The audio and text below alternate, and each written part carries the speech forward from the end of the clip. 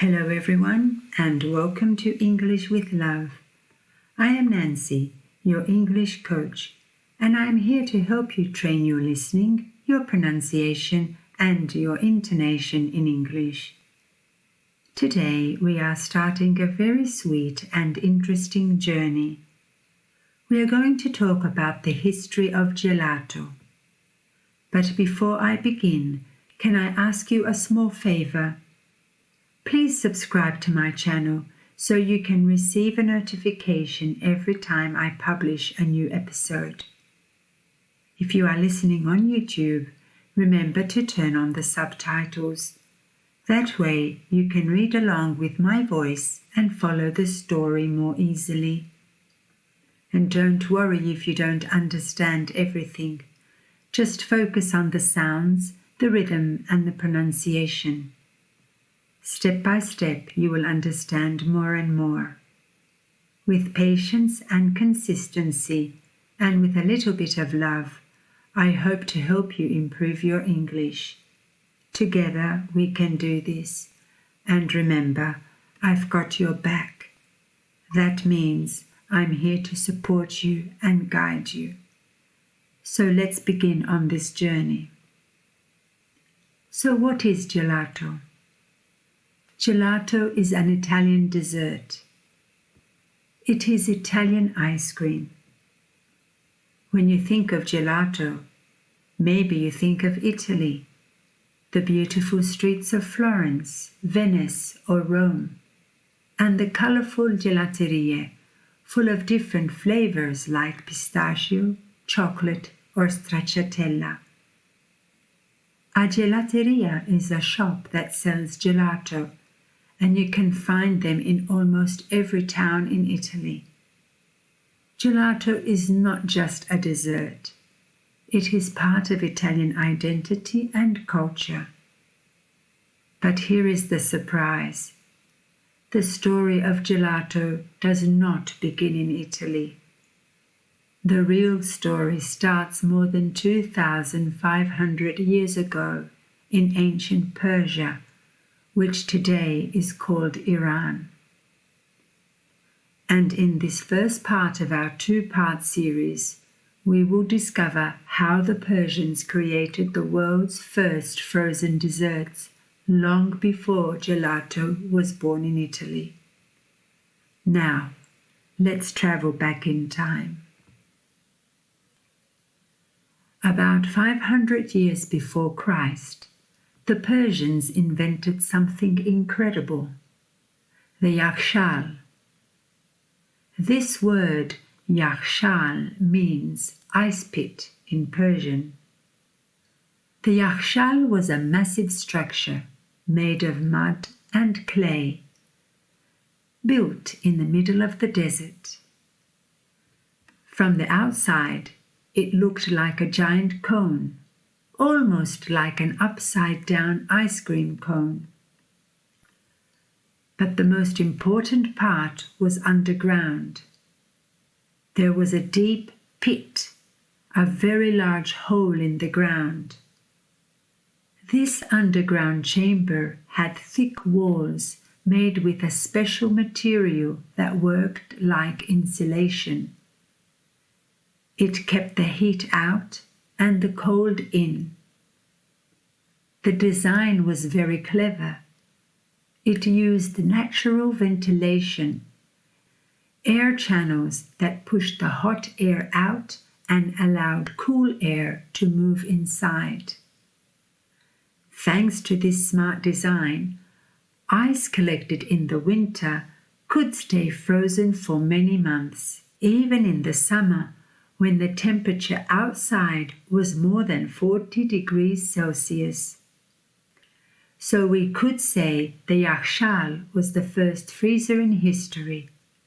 And remember, this was 2,500 years ago with no electricity.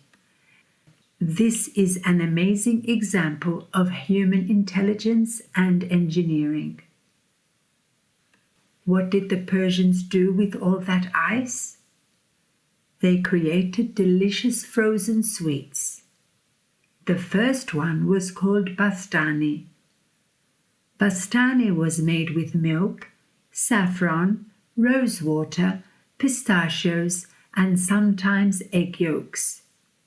It was rich, creamy, exotic, and very fragrant, full of flavors and wonderful aroma. The word bastani in Persian means ice cream. So yes, more than 2,000 years before Italy created gelato, the Persians were already enjoying something very similar to modern ice cream. And this tradition continues today. If you travel to Tehran, you can still buy saffron and rose bastani, just like the kings and queens enjoyed thousands of years ago. The Persians also invented another dessert, faloodeh. Faloodeh is made with very thin noodles of rice mixed into a semi-frozen syrup of sugar, rose water, and lime juice. It is crunchy, refreshing, and perfect on a hot day. It is a little bit like the Italian granita, a flavored crushed ice dessert, almost like a slush. But faloodeh has something unique. It includes noodles. Can you imagine eating ice with noodles? It may sound strange, but it is actually very delicious. And just like bastani, you can still find faloodeh in Iran today. People have been eating it for more than 2,400 years. And finally, there is sharbat. Sharbat was not exactly ice cream. It was a drink made with fruit juices or flower extracts, mixed with sugar and cooled with ice or snow.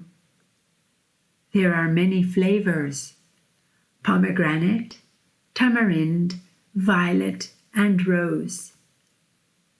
This tradition of sharbat traveled to Sicily with the Arabs around the 9th century. And in Sicily, Italians adapted it into something new, sorbetto. In fact, the word sorbetto in Italian comes directly from the Arabic word sharbat. So every time you eat a lemon sorbetto in Italy, you are actually tasting a very old tradition that began in the Middle East. So what have we learned today? We learned that long ago, before gelato existed in Italy, the Persians were already enjoying bastani, faloodeh, and sharbat. These were the ancestors, the first versions of ice cream, granita, and sorbetto. They were not only delicious, they were also a bridge between cultures, connecting Persia, the Middle East, and later Europe. And this is only the beginning. In part 2 of this series, we will travel to Italy, to the time of the Renaissance, when Italian creativity transformed these ideas into something completely new, gelato as we know it today. So don't miss the next episode. Thank you so much for joining me today on this sweet journey through history.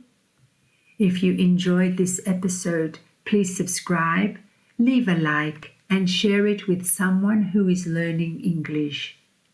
Remember, my goal is to help you train your ear, improve your pronunciation, and learn English in a natural and enjoyable way. The more you listen, the more your English will grow. Keep practicing, keep listening, and remember, every word you learn is a step forward. I am proud of you, and I'm here to guide you. Until next time, I send you all my love.